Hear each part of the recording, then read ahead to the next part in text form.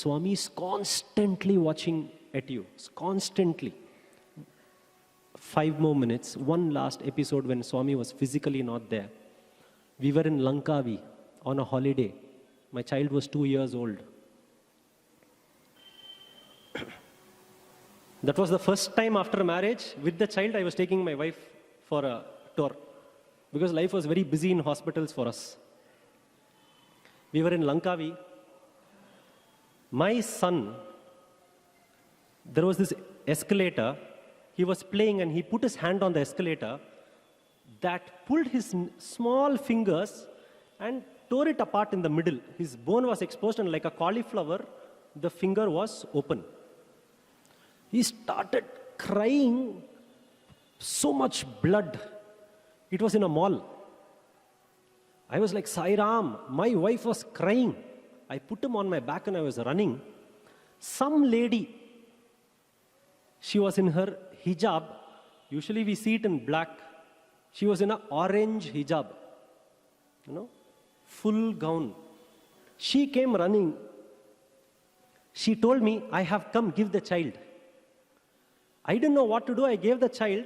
She took my child, put on her shoulder, and she was tapping. She took some medicine. She put it on my son's finger and said, come, come. And she took me to the cash counter. There was someone who was there, and she spoke in Malay language, asking for a car. That lady with 2 children said, I have a car, and she left all her stuff. She didn't even bill it. She bought her car. I still remember bloodstains were there in the car because my son's hand was bleeding. We were there in the back, her 2 children in the front. She drove us to some clinic. It was a Sunday. She said, this is the doctor's clinic. Get down here and go in. She dropped us on the road and the car went away. I was knocking, the clinic was closed. I didn't know the language. Couldn't ask for a taxi. Prayers only. I was like, Swami. My son was tired, crying. Then there was a shop nearby, and that man said, sir, wait for 15 minutes, they will come, they'll open at 5 o'clock. In under 5 minutes, the door opened. When the door opened, full life-size picture of Swami in that clinic. Big life-size picture. And it was written, why fear when I am here? Me and my wife, we were crying, we were laughing because randomly in Lankavi you see Swami's picture. Then there was this doctor who was sitting in his table, all pictures of Swami. I told him, sir, I am also a Sai devotee. He did not even respond to me. He was only busy addressing the wound. Then he did something. Then he taped it and he said, go back to Chennai. And then if stitches are needed, take a call, but you go back to India. Now, whether it was in Chennai when I went to Mahashivratri and Swami came to take care of my mother when he was physically there, or moments when Swami is not physically there, all we have to do is remember him. He manifests.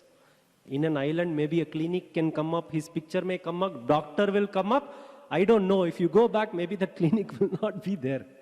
We came back happy.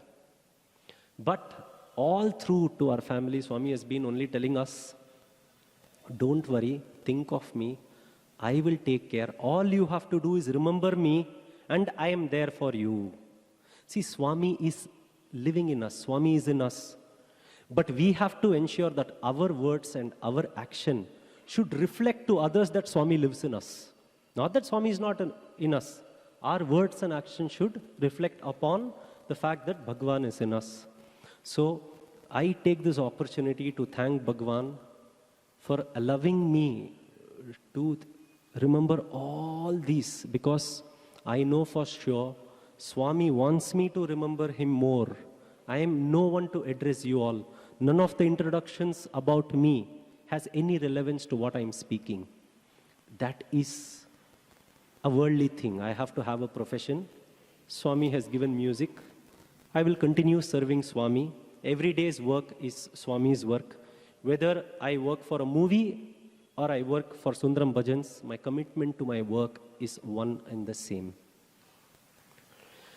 Whatever it is, whatever job you take in your life, dedicate it to Bhagwan.